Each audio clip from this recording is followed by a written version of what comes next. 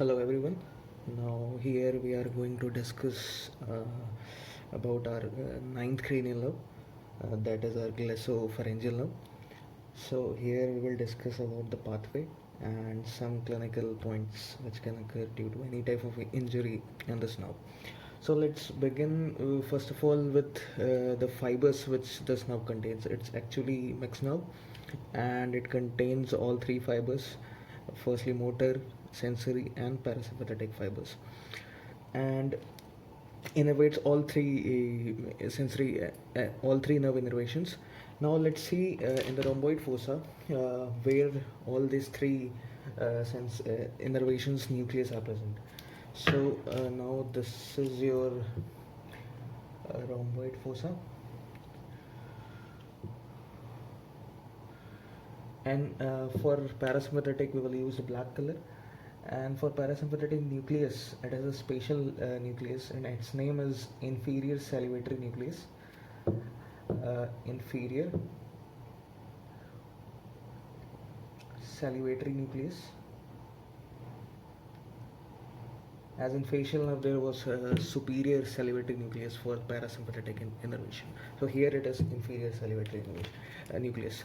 And now for motor we'll use blue. And here motor nucleus is actually the combination of three nerves, that is nucleus ambiguous, and it actually innervates motor innervation actually of three nerves, that is 9th, 10th, and 11th.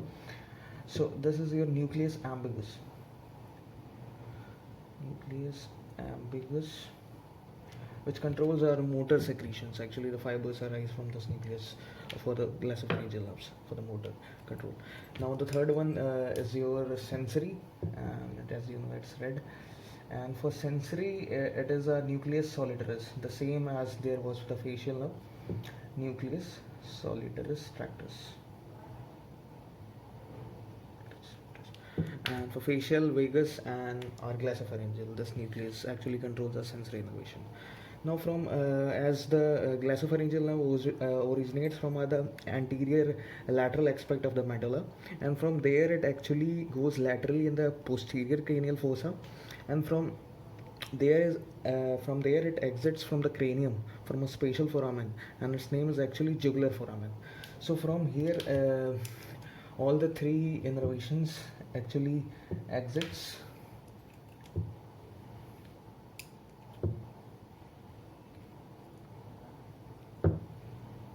from this jugular foramen, and around the jugular foramen, just below it, there are two ganglions.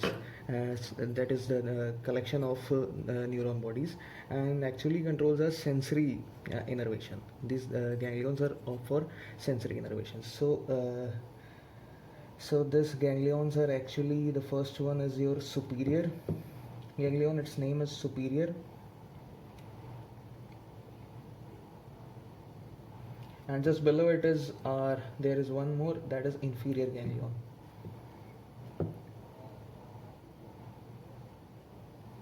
Inferior ganglion. Now all the three fibers just passes through this both ganglion.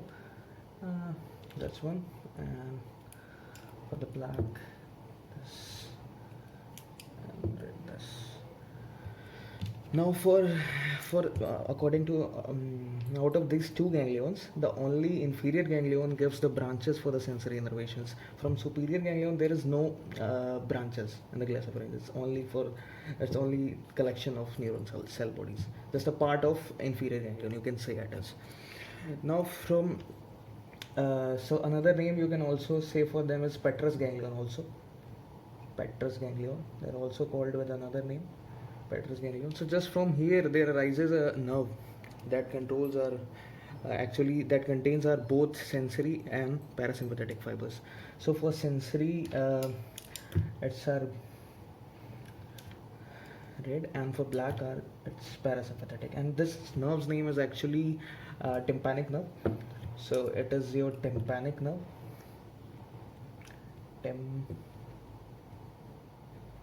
tympanic nerve, and its other name is also Jacobson nerve, Jacobson's nerve. So it actually contains all both sensory and parasympathetic fibers.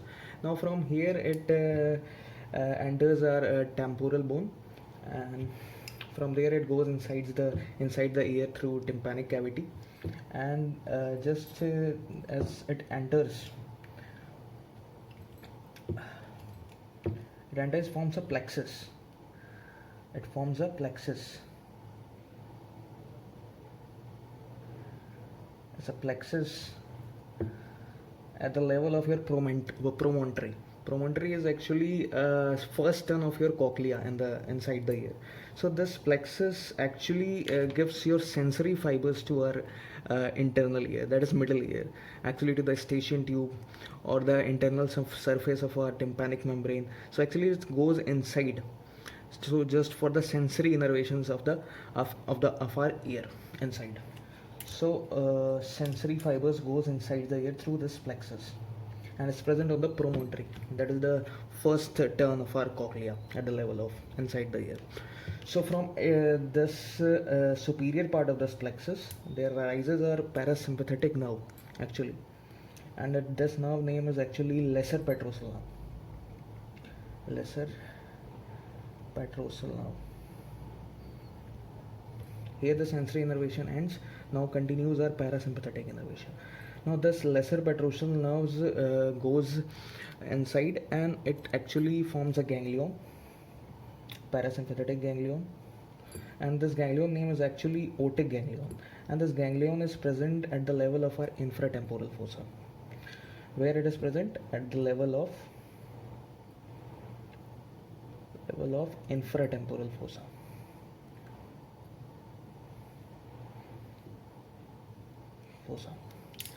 So this and this fiber is actually our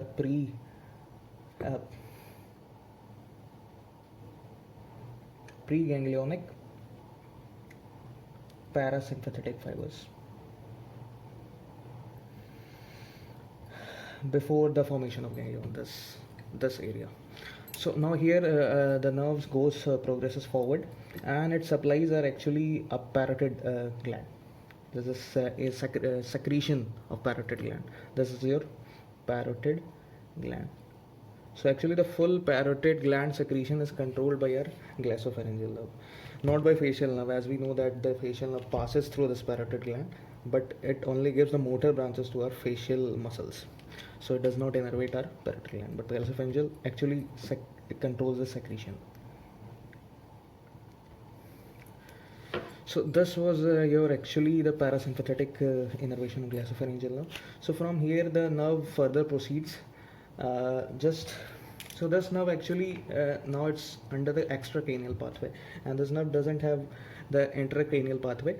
Intracranial pathway very short duration and does not give any type of branch. It just exits from our jugular foramen. So now from here we are left with only with a sensory and the motor branch. Sensory and motor branch. So this is motor branch, and this is your sensory branch. So it goes forward, and now it gives one of the motor branch to one of the dilator muscle of the pharynx. Dilator muscle of our pharynx. That is a stylopharyngeus muscle. This is one of our dilator muscle of the pharynx. It actually dilates our pharynx when the food goes inside during the swallowing, or it elevates larynx for the large bolus of food. So it actually dilator muscle of pharynx. So this was the our first motor innervation. And now the sensory fiber and now it actually gives only one motor innervation. This only supplies only one muscle, so its motor innervation also ends here. Now we are left with only with our sensory innervation. Now the actually the glossopharyngeal now forwards with the sensory fibers, and now from here only, from the level of the stylopharyngeus, the supply goes. From here only a branch arises for our carotid sinus, just parallel to our internal carotid artery. Thus carotid sinus now goes forward, and just near the bifurcation of this internal carotid artery, that is where it divides actually in the external and internal carotid artery. from the common carotid artery. Actually from here your common carotid artery comes, and from here it gives you two branches. This is internal carotid artery and this is your external carotid artery. So it actually comes parallel to our internal carotid artery, this carotid sinus nerve. Carotid sinus nerve, and its other name is also our Harring's nerve. It's also called with Harring's nerve. So here is your carotid body, and this is your carotid sinus. So this actually innervates into two branches from here. It gives one branch to carotid sinus and one branch to your carotid body. So actually carotid body, carotid sinus actually is a baroreceptor, and carotid sinus is actually baroreceptors. It has a receptor called baroreceptor which controls our blood pressure. When the blood pressure rises, this sinus actually controls and decreases our blood pressure. So baroreceptor. And carotid body has carotid body also, and it has chemoreceptors. Chemoreceptors actually it actually controls our respiratory level by decreasing our blood pH or partial pressure of O2, actually oxygen saturation. So chemoreceptor is chemicals like pH and oxygen levels it controls. So it's linked with our cardiovascular and respiratory function, and this baroreceptor is linked with blood pressure, that is heart rate. So these both sinus are actually supplied by our carotid sinus nerve, which is a branch of our glossopharyngeal nerve in the sensory innervation. Now the further this another branch, the sensory branch goes inside the pharynx. A pharynx, it goes between two constrictor muscle, that is one is your superior constrictor muscle and another one is your middle. Between these two constrictor muscle, middle constrictor muscle and this is superior, it's just a pathway. You should know that it goes in between these two constrictor muscle, the sensory fiber. So from here it actually goes inside these two constrictor muscle, and now from here it actually gives three branches. First one is your lingual branch. Lingual branch actually supplies your posterior 1/3 of your taste sensation and your general sensation also. General sensation means your pain also, pain, touch, any type of temperature changes that occurs around the tongue, and it goes to the root of the tongue actually. So taste is linked with your papillas, that is also supplies the circumvallate papilla. So taste receptor for that one, and for your pain and temperature changes there is some general sensation which was not present in our facial nerve. Facial nerve only supplies the taste sensation of the anterior 2/3 part of the tongue. Now the second branch is your tonsillar branch, which supplies the tonsils and fauces also. The isthmus of fauces, and tonsils. Tonsils specific you will go, you can say as palatine tonsils, and also participate in the arc, that palatoglossal arc. And now next branch is your pharyngeal branch. Actually it supplies the mucous membrane of the pharynx, that is at the level we can, as pharynx has three part, oropharynx, nasopharynx and laryngopharynx. So it's actually is sensory innervates are oropharynx, at the level of your oropharynx. Okay, so this was a three branch and it passes through this, and sometimes in some books they say that it also supplies a superior constrictor muscle as a motor innervation, superior constrictor, one branch also goes. But the main is your stylopharyngeus and superior constrictor, and it passes between this. And now this was actually the pathway of our glossopharyngeal nerve, and And this pharyngeal branch actually connects with our vagus nerve and forms a pharyngeal plexus inside the pharynx. So it's not important. So this was actually the pathway. And in clinical lesions, you can say that one of the glossopharyngeal neuralgia, you can say it as glossopharyngeal